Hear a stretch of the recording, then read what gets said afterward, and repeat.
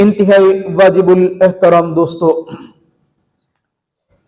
اللہ رب العزت کا لاکھ لاکھ شکر اور کرم اور فضل ہے کہ جس رب نے مجھے اور آپ کو انسان پیدا فرمایا۔ میرے رب کی 18,000 مخلوقات ہیں، اس سے بھی زیادہ کم و پیش لکھنے والوں نے لکھی۔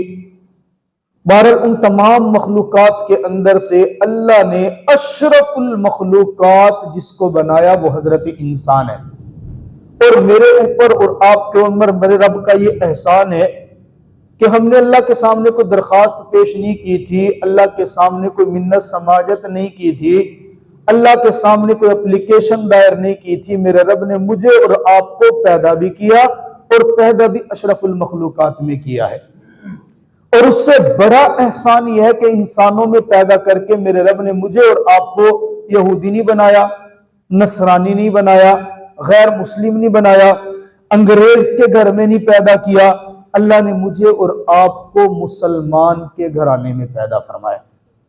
آپ اندازہ کریں کہ اللہ نے ہمیں اسلام دیا ہے، یہ بھی بڑا احسان۔ اس سے بڑا احسان کہ اسلام عطا کیا بغیر کسی قربانی کے۔ ہمیں اسلام کے حصول کے لیے، کلمہ پڑھنے کے لیے جان کی، مال کی، وقت کی کوئی قربانی نہیں دینی پڑی۔ ہم نے آنکھ بعد میں کھولی ہے، کان میں پہلے رب کی بڑائی کا کلمہ سنا ہے، اللہ اکبر اللہ اکبر۔ ہم دنیا کے اندر آئے ہیں، آپ بچہ جب کبھی پیدا ہونا، آپ ذرا دیکھیے گا، عموماً بچے کی پیدائش کے بعد رونے کی آواز تو آتی ہے، آنکھ نہیں کھولتے۔ بچہ روتا ہے، سانس اس کے اندر آتا ہے، روتا ہے، آنکھ نہیں کھولتا۔ آنکھ اس کی تب کھلتی ہے جب اس کے کان کے اندر آواز دی جاتی ہے نا اذان کی، جیسے اذان کا کلمہ ہوتا ہے پہلے کلمے پہ اپنی آنکھ کھول دیتے ہیں۔ اب آپ پوچھیں گے کہ مجھے اس چیز کا تجربہ کیسے ہے، میں کیسے بتا رہا ہوں؟ یہ بات میں کتاب سے پڑھ کے نہیں بتا رہا ہوں، یہ بات مشاہدے کے بعد بتا رہا ہوں۔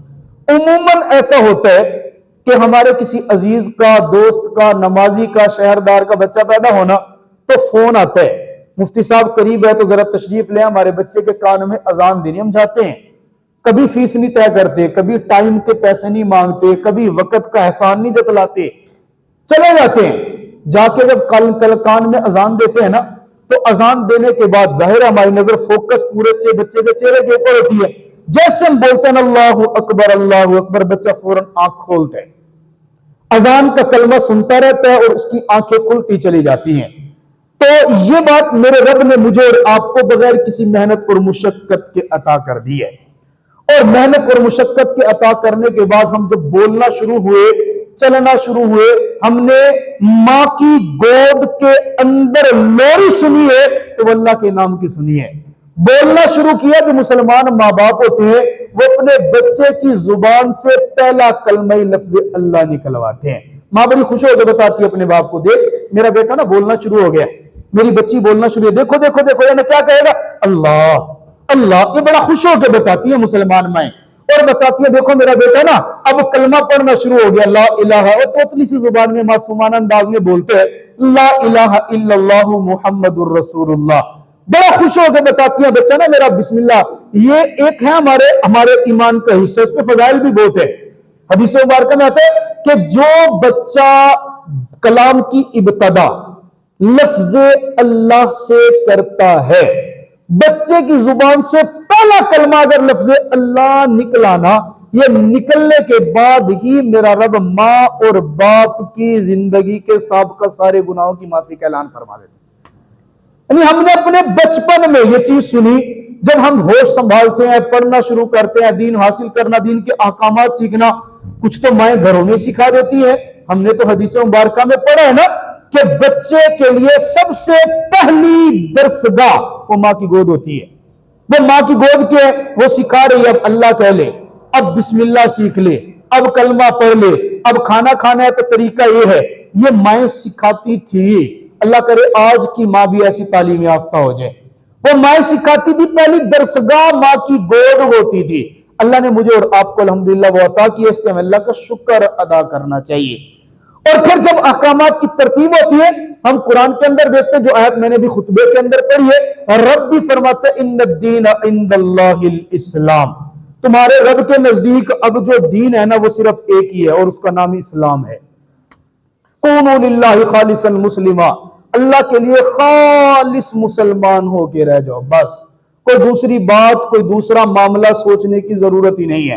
خالص اسلام، خالص ملت حنیف ابراہیم، ملت ابراہیم پر آ کر مسلمان بن جاؤ. جتنے پکے مسلمان ہوں گے اتنا زیادہ ہم اپنی اس نعمت کا جو رب نے ہمیں عطا کیا ہے اس کا شکر ادا کرنے والے ہوں گے. یہ ایک الگ بات ہے، میرے رب نے ہمیں دین دیا، اسلام دیا، کلمہ دیا، گھر میں دیا، لیکن جب میرے رب نے ہمیں اعضاء کی بات دی نا، ہمیں جو جن اعضاء کا مجموعہ بنایا ہے، ان اعضاء کا مجموعہ میرے رب نے ہمیں سمجھانے کے لیے، اگر کوئی بندہ عقل کو استعمال کرے نا، آپ شریعت کو ایک طرف تھوڑی دیر کے لیے سوچنے سے ہٹ کے اپنی عقل کو دیکھیں. اب میرے اس جملے پہ غور کرنا بڑا محتاط ہو کہ بول رہا ہوں کل کہیں میری کوئی ویڈیو کو نکال کے نہ دے کہ مفتی صاحب کہے کہ شریعت کو پرے رکھ دو. نہیں، شریعت سے ہٹ کے ذرا عقل کے طور پہ ذرا سمجھیں. میرے رب نے مجھے اور آپ کو اعضاء دیے، آنکھ دی ہے، کان دی ہے، ناک دی ہے، سارا کچھ سمجھانے کے لیے کہ یہ سارے ایک دوسرے کی ضد میں رب نے بنائی ہے.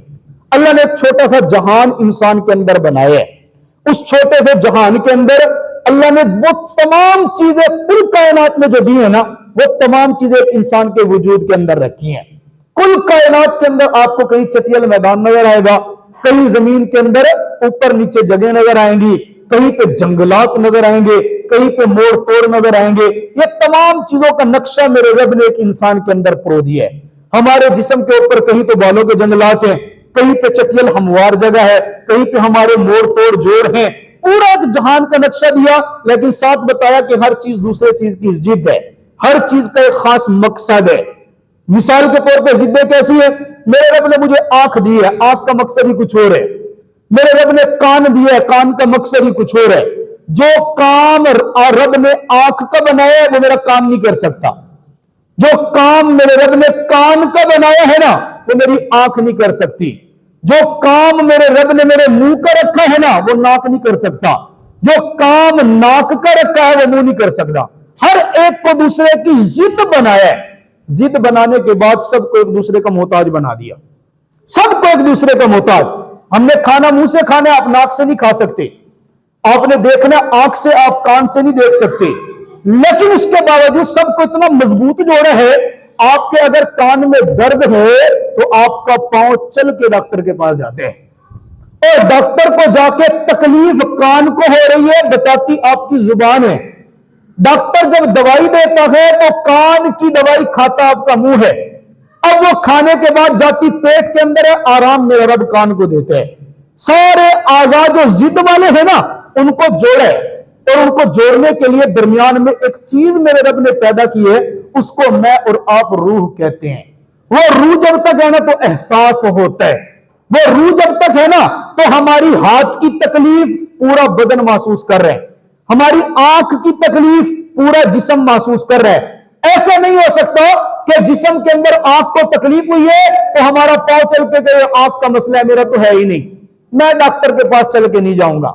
ہمارے منہ کو تکلیف ہو، جناب والا ہاتھ یہ نہیں کہہ سکتا کہ تو منہ کا مسئلہ ہے، میں نوالا بنا کے دوائی اٹھا کے کیوں اپنے اندر ڈالوں، میرا تو مسئلہ ہی نہیں ہے. درمیان کے اندر جز جوڑا ہے وہ ہے روح. ہاں جب روح نکل جاتی ہے پھر بدن کے ساتھ آپ کچھ بھی کر لیں. اللہ آپ کو یہ دین کا مسئلہ سکھائے کہ میت کو غسل کیسے دیا جاتا ہے.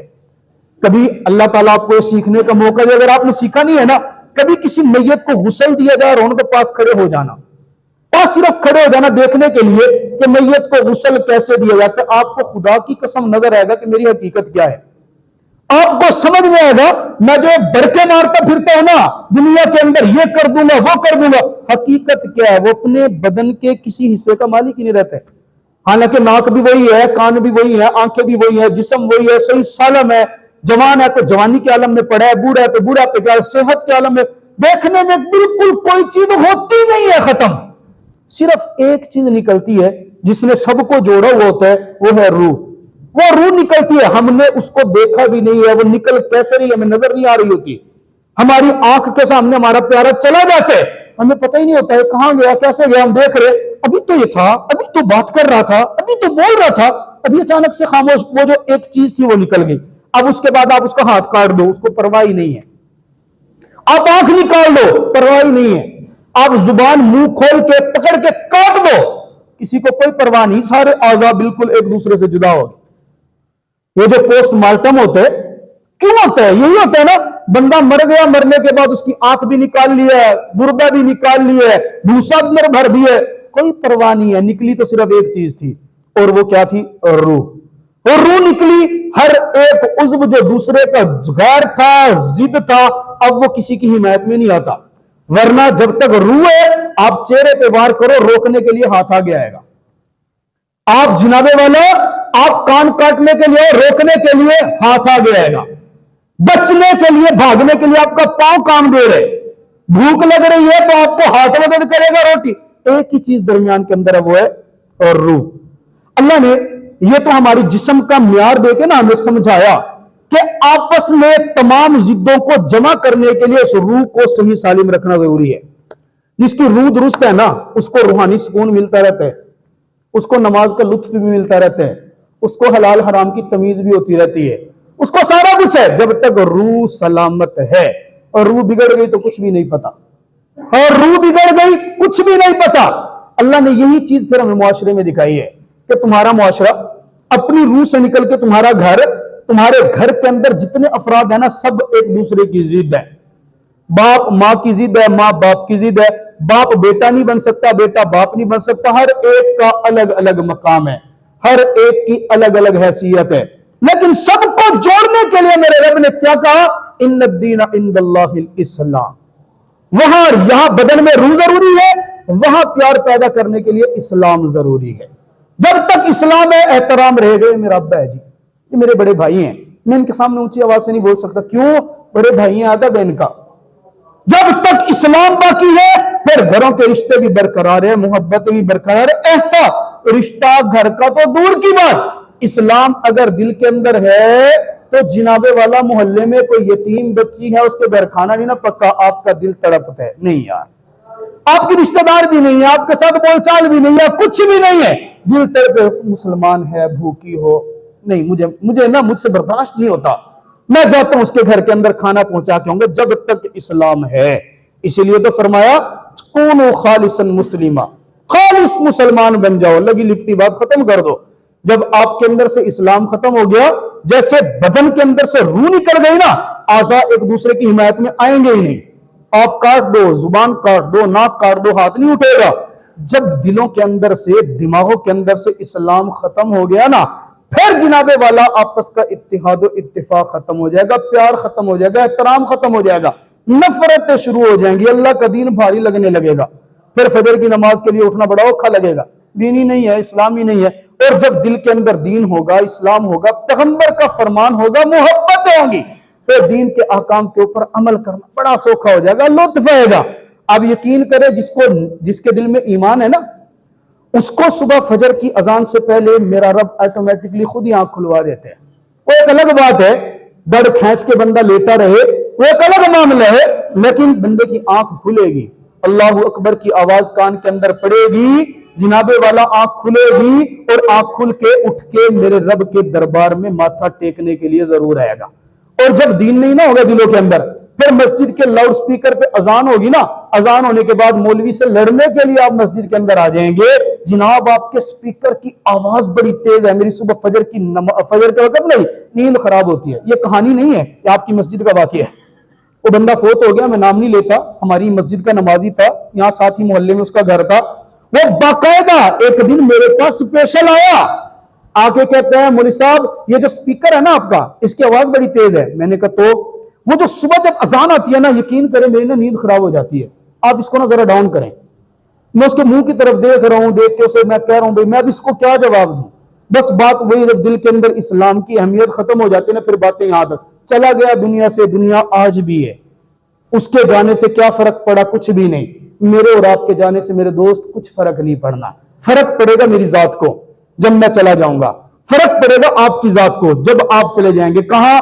قبر کے اندر جب پوچھا جائے گا، ہاں جی میں نے تجھے مال دیا تھا کہاں لگا کے آیا، میں نے تجھے جان دی تھی کہاں لگا کے آیا، تجھے جوانی دی تھی کہاں خرچ کر کے آیا، تجھے صلاحیتیں دی تھی کہاں خرچ کر کے آیا، انٹرنیٹ کے اوپر، کفر کے لیے یا میرے دین کے لیے؟ کہاں خرچ کر کے اپنے مال کو؟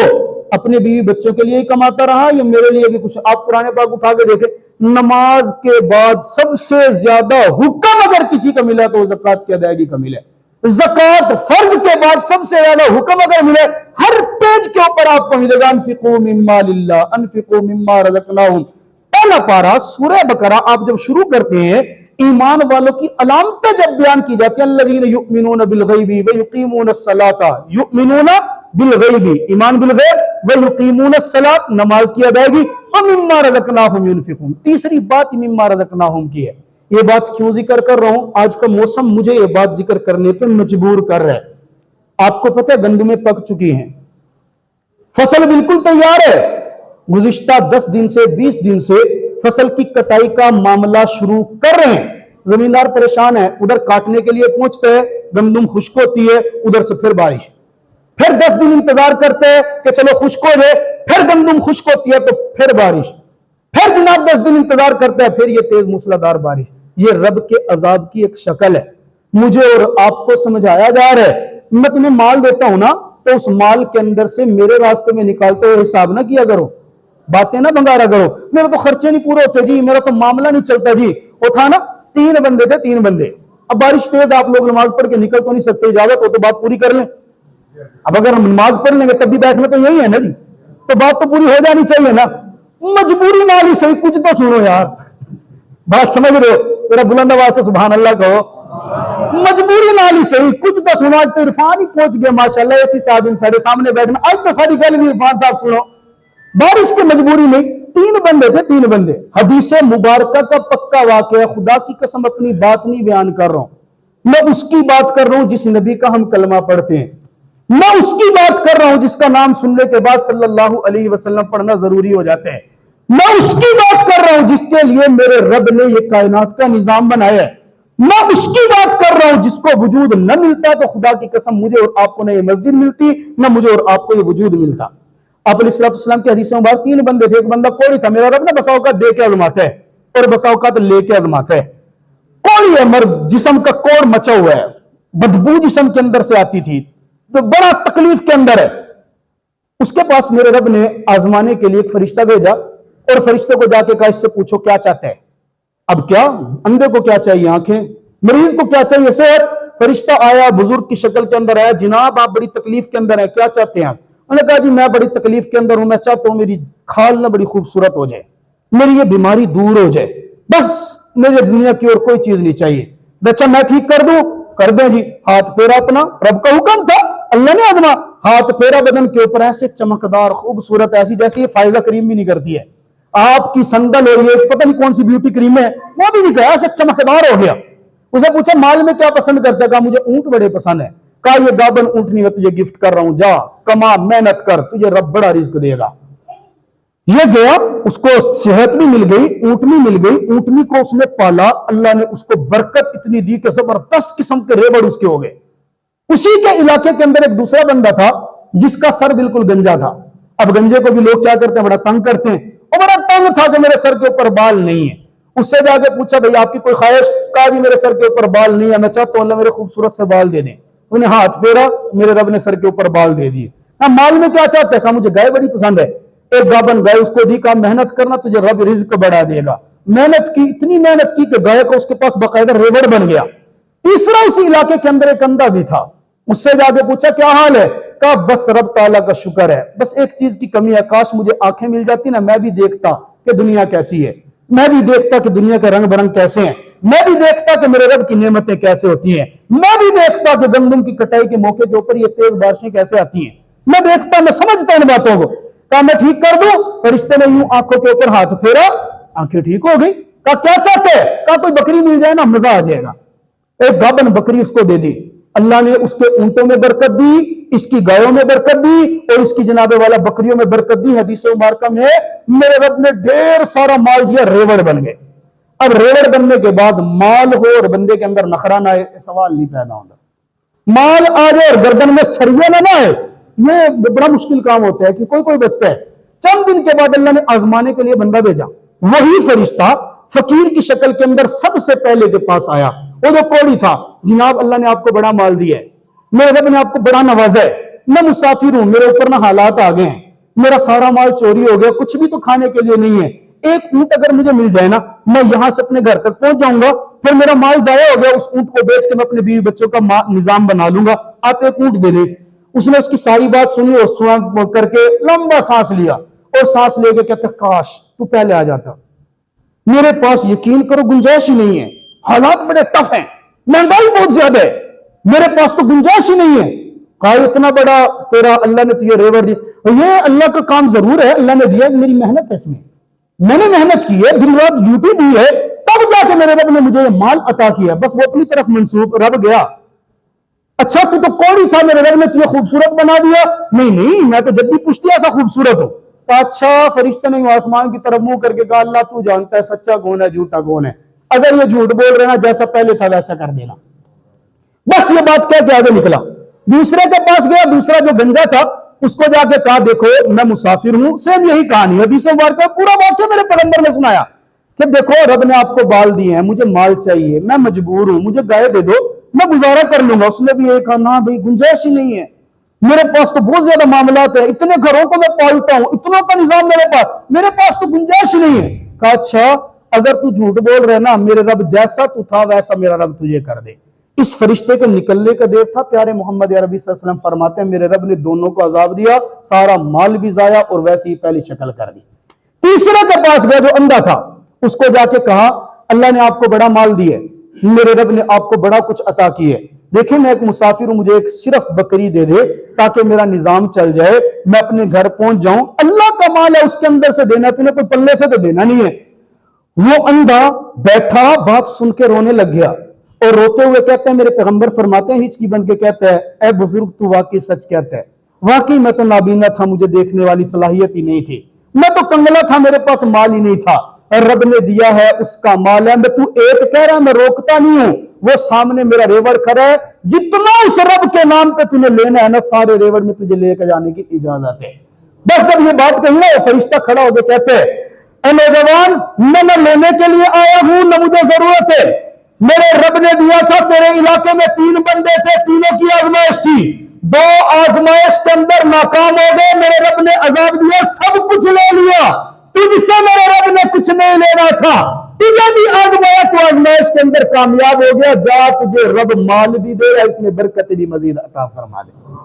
आज हाल यही है, आप उशर लेने के लिए किसी गरीब से जाके बात करो, जमींदार गरीब तो नहीं है जमींदार, आप जाके बात करें ना सबसे पहले मौलवी साहब क्या कुड़े हूं, हालांकि ये मौलवियों का एहसान है, आपको मसला बता देते हैं, आपको समझा देते हैं, खुदा की कसम आप नहीं भी देंगे ना निजाम फिर भी चलते हैं दुनिया के, आप गरीब को नहीं दे रहे रब ताला फिर भी सबको खिलाता है, आप ज़कात किसी को भी ना दे अल्लाह फिर भी सबको खिला रहे, आप उशर किसी को भी ना पहुंचाए मेरा रब फिर भी सबको खिलाते हैं, लेकिन ये मसला आप तक पहुंचा देते हैं, बात आप तक पहुंचा देते हैं, मसरफ आपको बता देते हैं, जब आप सुन क्या कुड़े हो ठीक सारे आमिल अच्छा तो टेढ़े के थक पे हैं, यकीन करें ऐसा बंदा एक को भी नहीं दे रहा होता, सीधा बात होती है। और फिर जब देने की बारी आती है तो मसला फोन करके पूछा जाता है हमारा इतना खर्चा हो गया, क्या पहले खर्चा निकाल दे, क्या पहले फकीर उनको दे दे, बाद ही उशर काट गिनू तो जायज हो सी, फिर उशर भी पूरा नहीं दिया जाता, फिर हालत ये होती है फसल पक के तैयार होती है और जिनाबे वाला मेरे रब की जानिब से इस तरह पकड़ का अंदाज आया खड़ा होता है।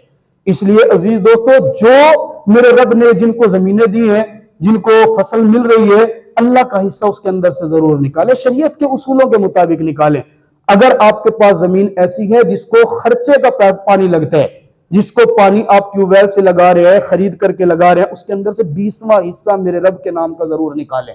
और अगर ऐसी जमीन है जिसके पानी के ऊपर खर्चा नहीं होता और आपको नहरी पानी लगता है या बारानी पानी लगता है, ऐसी जमीन का 10वां हिस्सा मेरे रब के नाम पर जरूर निकालें।